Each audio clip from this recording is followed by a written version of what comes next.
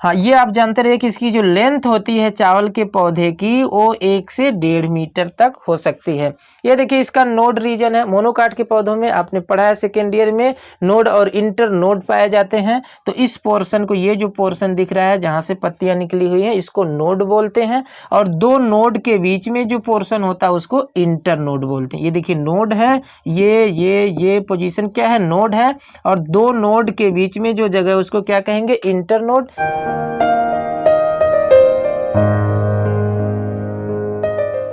दोस्तों स्वागत है एक बार फिर से हमारे इस YouTube चैनल में। आप देख रहे हैं जेएस सर क्लासेस। पिछले लेक्चर तक हमने व्हीट के बारे में पूरी तरह से क्लियर कर दिया था कि कैसे आपको एग्जाम में लिखना है। आज की इस वीडियो में हम सभी पढ़ेंगे राइस के बारे में। तो राइस क्या है और एग्जाम में क्वेश्चन कैसे पूछा जाता है, आपके सिलेबस में राइस कहाँ पर दिया गया है, ये सारी डिटेल आपको वीडियो के माध्यम से मिलेगी। पूरा लास्ट तक वीडियो देखिए, बहुत ही आसान तरीके से मैंने इसको बताया है और नोट भी लिखा है। तो बने रहिए वीडियो के लास्ट तक और चैनल को सब्सक्राइब कर बेल आइकन प्रेस कर दीजिए ताकि नेक्स्ट वीडियो की नोटिफिकेशन भी आपको मिल सके।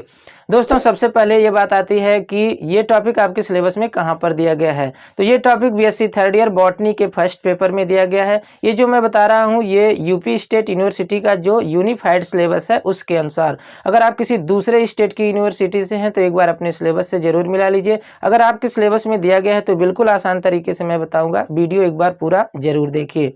दूसरी बात ये आती है कि किस तरह से एग्जाम में ये क्वेश्चन पूछता है। तो दोस्तों जिस तरह से क्वेश्चन व्हीट के बारे में पूछता है उसी तरह से राइस के बारे में भी पूछता है। एक बार मैं क्वेश्चन पढ़ देता हूं। देखिए पूछा गया है, right A note on origin, cultivation and economic importance of rice.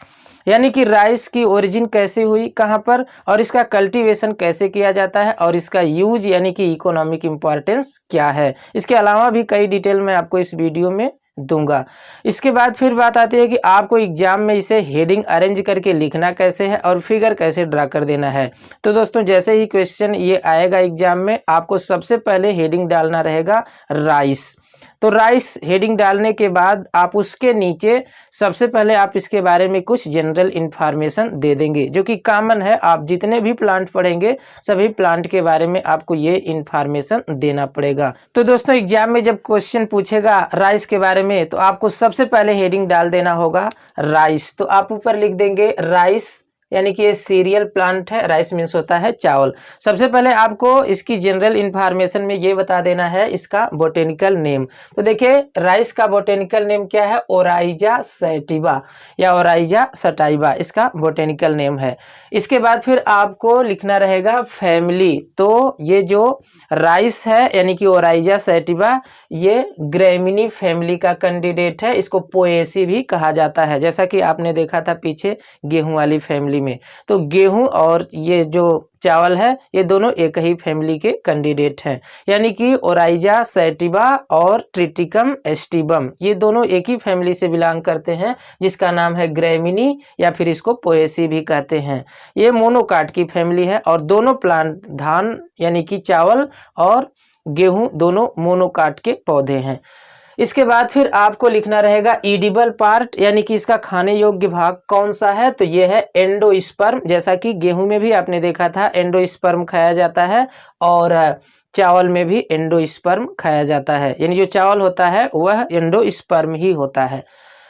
इसके बाद फिर देखिए आप बता देंगे कॉमन नेम। तो इसका कॉमन नेम देखिए राइस या पैडी, अलग अलग जगहों पर अलग अलग ये नाम हो सकते हैं। हमारे यहाँ तो इसे चावल कहते हैं या राइस। तो राइस, पैडी, चावल, धान ऐसे कुछ इसके कॉमन नाम है। ये डिपेंड करता है कि आपके एरिया में इसे किस नाम से जानते हैं। तो उत्तर प्रदेश में तो अधिकांशतः इसे चावल या राइस या फिर धान, पैडी इन्हीं नाम से इनको जाना जाता है। अब देखिए लेकिन ये जो नाम होता है बोटेनिकल नेम ये पूरे विश्व के लिए एक ही नाम होता है। इसी नाम से इसको हर जगह जाना जा सकता है। ये जो कॉमन नेम है इसको लोकल नेम या मतलब इसको ट्रेड नेम भी कहते हैं।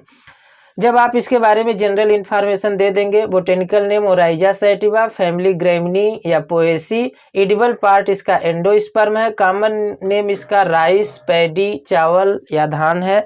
इसके बाद फिर आपको हेडिंग डालना रहेगा ओरिजिन।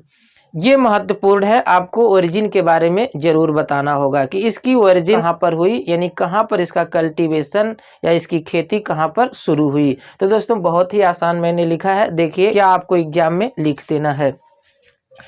तो सबसे पहले आपको लिख देना है archaeologist from south east Asia. South east Asia का मतलब दक्षिणी पूर्वी एशिया के जो आर्कियोलॉजिस्ट हैं, यानी कि दक्षिणी पूर्वी एशिया के जो आर्कियोलॉजिस्ट हैं। अब बात आती है आर्कियोलॉजिस्ट क्या है, तो ये आर्कियोलॉजिस्ट साइंटिस्ट होते हैं जो ह्यूमन हिस्ट्री का स्टडी करते हैं, विभिन्न प्रकार के खुदाई के द्वारा ह्यूमन हिस्ट्री यानी मानव इतिहास का अध्ययन करते हैं। तो उन लोगों के अनुसार, उन लोगों का कहना है, यानी कंटेंट का मतलब कहना है दैट की, क्या कहना है कि rice agriculture begin in south central China, यानी कि जो राइस का कल्टीवेशन या एग्रीकल्चर, यानी कि एग्रीकल्चर मीन्स क्या, इसकी खेती करना, इसकी कृषि करना, बिगिन का मतलब स्टार्ट हुई, शुरू हुई, in south central China. South central China का मतलब दक्षिणी केंद्रीय चाइना, यानी कि साउथ सेंट्रल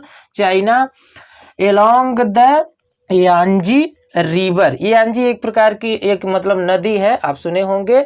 इसी के आसपास जो है इसका कल्टीवेशन स्टार्ट हुआ, यानी कि आप सीधा समझिए साउथ सेंट्रल चाइना में जो यांजी रिवर है उसी के आसपास इसकी खेती की शुरुआत हुई। एंड स्प्रेड फ्रॉम देयर, और यहाँ से फिर फैल गया, स्प्रेड का मतलब फैला दिया गया, फैल गया।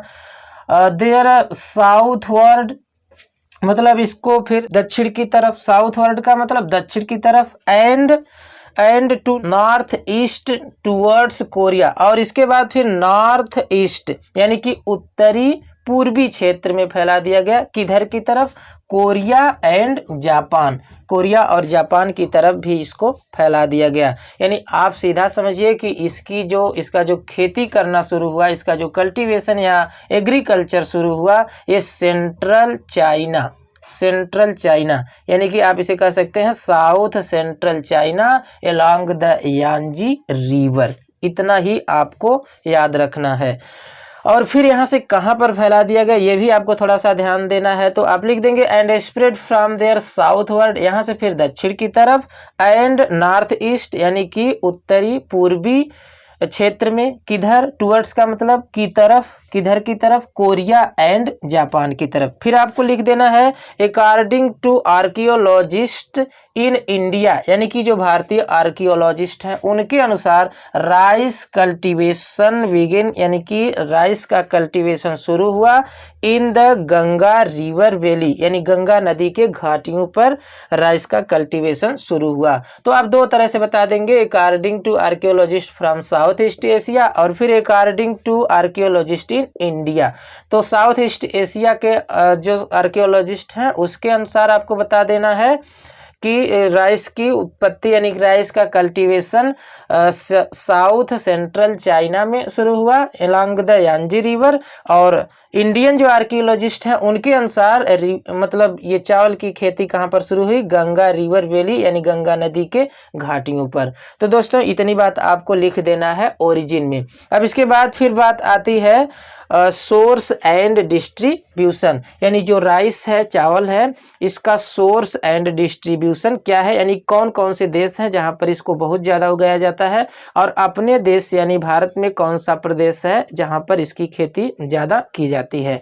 तो दोस्तों सबसे पहले आपको लिख देना है this is most valuable food in India, यानी भारत के लिए एक बहुत ही महत्वपूर्ण फूड के रूप में माना जाता है, किसको, चावल को। फिर क्या लिखना है, most valuable food in India. फिर आपको लिख देना है it is mostly grown West Bengal, यह मुख्य रूप से उगाया जाता है कहाँ कहाँ, तो आपको कुछ प्रदेश का नाम लिख देना है जहाँ पर मुख्य रूप से उगाया जाता है, जिसमें आपको लिख देना है वेस्ट बंगाल, उत्तर प्रदेश यानी कि यूपी, उत्तराखंड, और फिर इसके बाद लिख देना है पंजाब, बिहार एंड महाराष्ट्र। तो ये कुछ प्रदेशों का नाम मैंने लिखा है जहाँ पर बहुतायत में यानी ज़्यादा से ज़्यादा चावल की खेती की जाती है। इसके बाद दोस्तों फिर बता देना है कुछ कंट्री का नाम जहाँ पर चावल की खेती ज़्यादा की जाती है। तो फिर इसके बाद देखिए आप बता देंगे China, Australia, USA and India produce maximum rice in the world. यानी कि ये जो कुछ कंट्री का मैंने नाम बताया जिसमें क्या क्या आपने देखा, ऑस्ट्रेलिया, यूएसए, इंडिया और फिर ऊपर क्या है चाइना। ये जो कुछ कंट्री हैं इसमें बहुत ज़्यादा चावल की खेती की जाती है, यानी कि इन्हीं सब में मैक्सिमम खेती की जाती है पूरे विश्व भर में, इन देशों में जिनका नाम अभी मैंने लिया है। जब आप पहले तो आपने इसकी जनरल इन्फॉर्मेशन दे दिया, फिर इसके बाद ओरिजिन बता दिया, कहाँ कहाँ इसकी उत्पत्ति हुई यानी कहाँ पर इसकी खेती शुरू हुई, फिर इसके बाद आप क्या बता दिए, सोर्स एंड डिस्ट्रीब्यूशन। अब आपको फिर हेडिंग डाल देना रहेगा, एक हेडिंग ये बहुत ही महत्वपूर्ण है, method of cultivation, harvesting and threshing. यानी कि इसका कल्टीवेशन कैसे किया जाता है, हार्वेस्टिंग कैसे की जाती है और फिर इसकी थ्रेसिंग कैसे की जाती है, ये तीनों बातें मैं आपको इस हेडिंग के अंदर बताऊंगा। तो देखिए आपको कैसे लिखना है, कितना आसान। It is called kharif crop. तो मैंने बताया था रबी, खरीफ और जायद तीन प्रकार की फसलें होती हैं। तो गेहूं जो था वो रबी की फसल थी और ये जो चावल है एक खरीफ की फसल है, आप इसे याद रखिएगा। यह कंपटीशन के एग्जाम के लिए भी महत्वपूर्ण है, छोटे मोटे एग्जाम में इसको पूछ दिया जाता है। अब इसके बाद आपको क्या लिखना है, it is grown in late June and early July. इसकी जो खेती स्टार्ट की जाती है लेट जून यानी जून के लास्ट में या फिर जुलाई के शुरुआत में इसकी खेती की जाती है। फिर आप देखिए क्या लिखेंगे, first of all nursery prepared in field. सबसे पहले आप चावल की खेती के लिए सबसे पहले आप इसकी नर्सरी तैयार कर लेंगे। नर्सरी का मतलब छोटे पौधे पहले एक फील्ड में इसको तैयार कर लेते हैं, फिर उसको उखाड़ करके दूसरी फील्ड में इसको उगाते हैं। तो नर्सरी को हमारे लोकल एरिया में इसे जरई या बेहन भी कहा जाता है।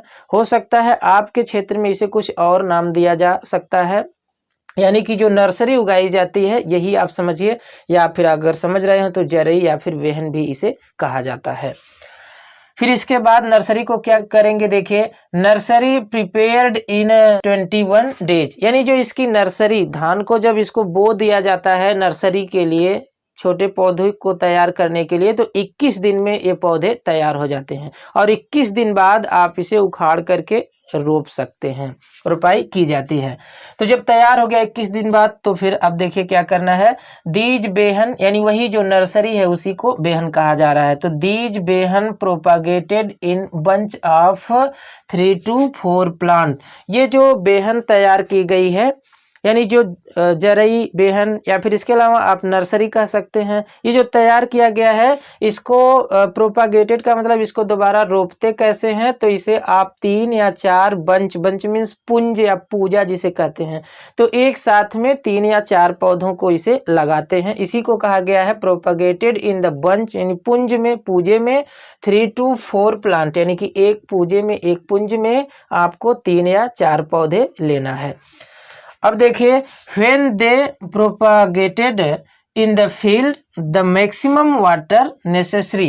जिस खेत में, जिस फील्ड में इसको प्रोपागेटेड करते हैं यानी इसकी रोपाई करते हैं, उसमें मैक्सिमम वाटर की आवश्यकता होती है, यानी कि पानी में ही इसकी रोपाई की जाती है। गेहूं की तरह से इसको बोया ही नहीं जाता है, इसकी रोपाई की जाती है। तो जिस खेत में इसकी रोपाई की जाती है चावल की, वहाँ मैक्सिमम वाटर की आवश्यकता होती है, यानी कि उसमें पानी रहना चाहिए खेत में जहाँ पर इसकी रोपाई होती है। तो आप ये लिख देंगे when they propagated in field, जब इस खेत में प्रोपागेटेड किया जाएगा, रोपा जाएगा, द मैक्सिमम वाटर नेसेसरी यानी ज़्यादा से ज़्यादा पानी की आवश्यकता पड़ती है। फिर लिखेंगे the water supply in regular interval.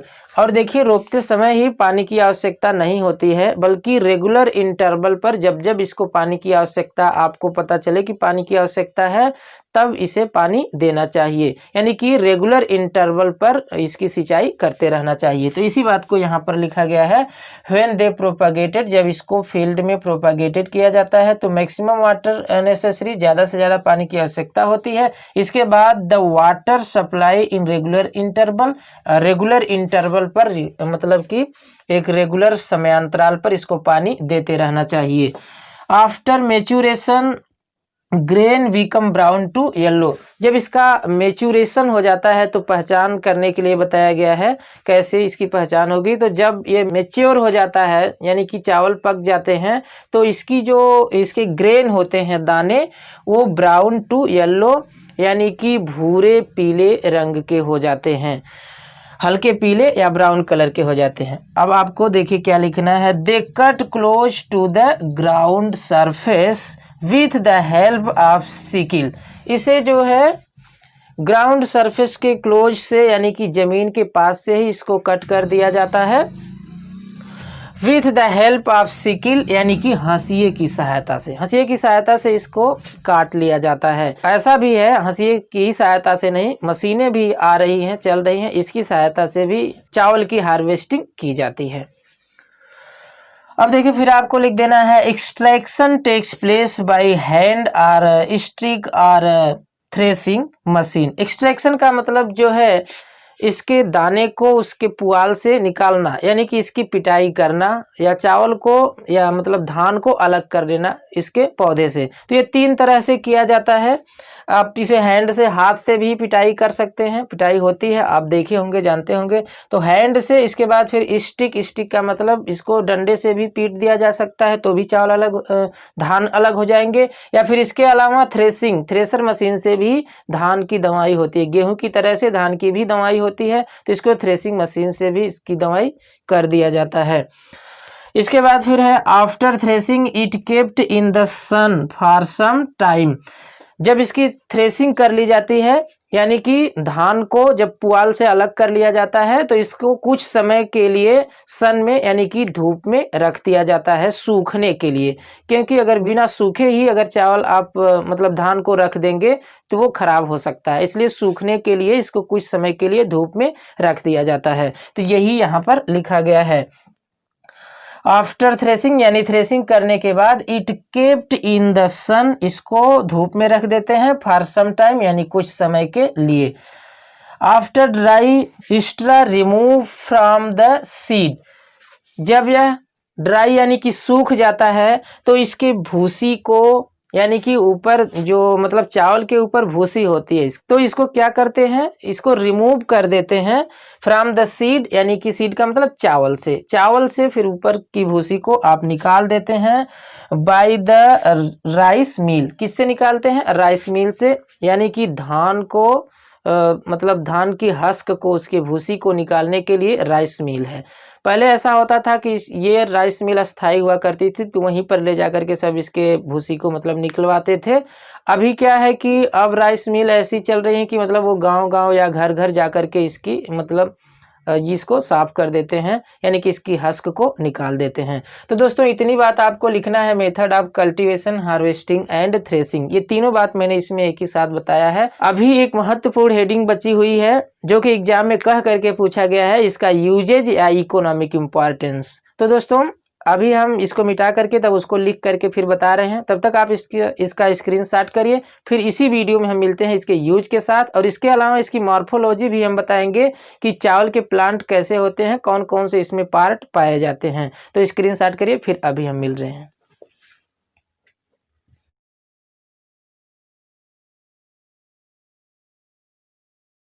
तो आइए दोस्तों अब देखते हैं कि राइस का यूजेज क्या क्या है, यानी कि राइस को कहाँ कहाँ पर इसका यूज किया जाता है। मुख्य रूप से इसके यूजेज क्या क्या है मैंने इसको पॉइंट वाइज दिया हुआ है, ऐसे ही आपको पॉइंट वाइज एग्जाम में भी लिख देना है। तो दोस्तों हेडिंग डालने के बाद यानी यूजेज जब आप हेडिंग डाल देंगे तो उसमें फर्स्ट पॉइंट आप बताएंगे, देखिए क्या है, the rice is edible and use by roasting and boiling. अब देखिए राइस जो है ये एडिबल है यानी कि खाया जाता है, and use by roasting and boiling मतलब चावल को रोस्ट करके यानी कि इसको भून करके भी खाया जाता है, और बॉइलिंग यानी कि उबाल करके। तो आपको पता होगा कि जब इसे रोस्टिंग करते हैं, भूनते हैं तो इसका दाना बनता है, और जब आप इसे उबालते हैं तो चावल बनता है। तो इस तरह से ये दोनों तरह से यूज किया जाता है, रोस्टिंग और बॉइलिंग। ये फर्स्ट पॉइंट आप लिख देंगे। फिर आपको सेकेंड पॉइंट में क्या बताना है, highly nutritious diet prepare from rice. मुख्य रूप से जो हाईली न्यूट्रिशियस यानी ज़्यादा न्यूट्रिशियस डाइट होते हैं, भोज्य पदार्थ होते हैं,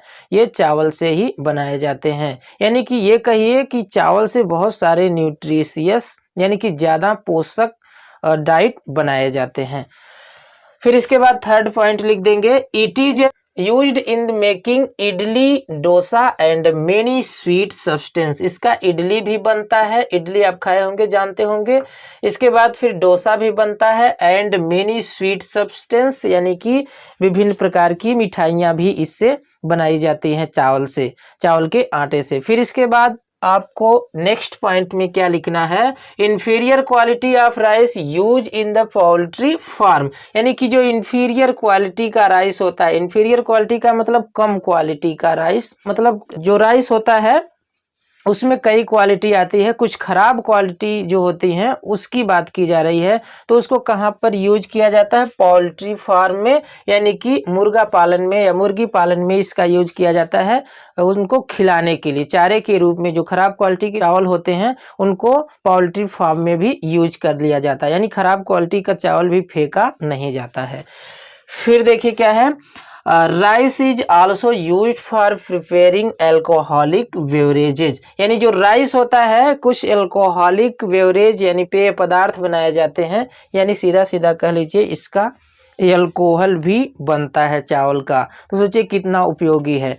फिर क्या है, its husk is used as fuel. इसका जो हस्क, हस्क मीन्स इसका क्या है, भूसी। इसका जो भूसी होता है यूज्ड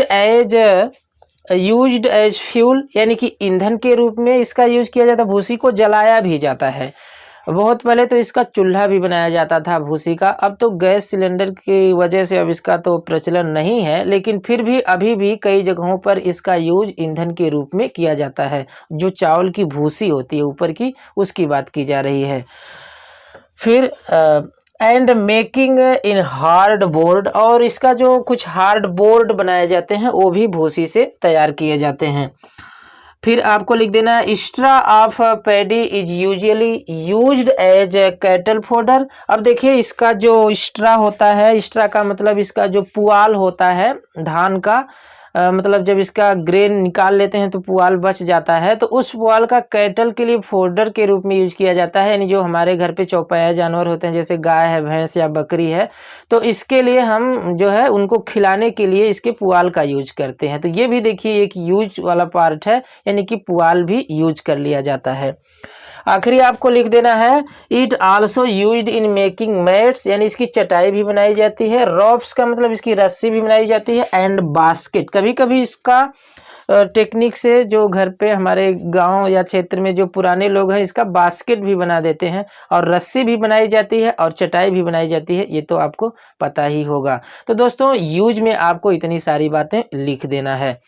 इसके बाद फिर बचा इसके मॉर्फोलॉजी के बारे में। तो आइए देख लीजिए चावल का पौधा कैसा होता है और इसमें कौन कौन से पार्ट पाए जाते हैं, उनका नाम क्या है। दोस्तों ये कह करके तो कभी मॉर्फोलॉजी इस तरह से सिलेबस में नहीं लिखा हुआ है, अलग अलग जगहों का अलग अलग सिलेबस है। हो सकता है आपके सिलेबस में पूछा गया हो, कई कमेंट भी इस पर आए थे कि मॉर्फोलॉजी भी बताइए। तो मॉर्फोलॉजी भी देखिए इसकी क्या है, मैं बता दे रहा हूँ। तो देखिए सबसे नीचे देखिए इसकी रूट है, ये पता है आपको। इसमें मोनोकाट का पौधा है तो फाइब्रस रूट या एडवेंटिशियस रूट है, यानी कि इसकी झकड़ा जड़ जिसे आप कहते हैं, या फिर एडवेंटिशियस रूट है। अगर ये डाई काट का पौधा होता तो इसकी जगह पर इसमें क्या होती, मतलब टैप रूट होती, यानी कि मूसला जड़। लेकिन ये मोनोकाट का पौधा है तो इसलिए इसमें फाइब्रस रूट या फिर एडवेंटिशियस रूट है। इसके बाद चलिए ऊपर चलते हैं। ये देखिए इसमें जो पाया जाता है पत्ती जहाँ से लगी होती है, तो कुछ पत्ती इसके स्टेम पर ही चिपकी होती है, उसको कहते हैं स्टेम सीथ। क्या कहते हैं, स्टेम सीथ बोलते हैं। यानी कि जो इसकी पत्ती होती है, देखिए यहाँ से पत्ती निकली है तो इसका मतलब ये पत्ती यहीं से नहीं शुरू है, ये पत्ती लगी है नीचे से। ये पत्ती यहाँ से निकली तो नीचे से लगी है, ये पत्ती यहाँ से निकली है तो इतना नीचे से ये पत्ती लगी होती है। यानी कुल मिलाकर के पत्ती पहले ऐसे होती है और फिर ऐसे इसका मतलब पिन्ना होता है।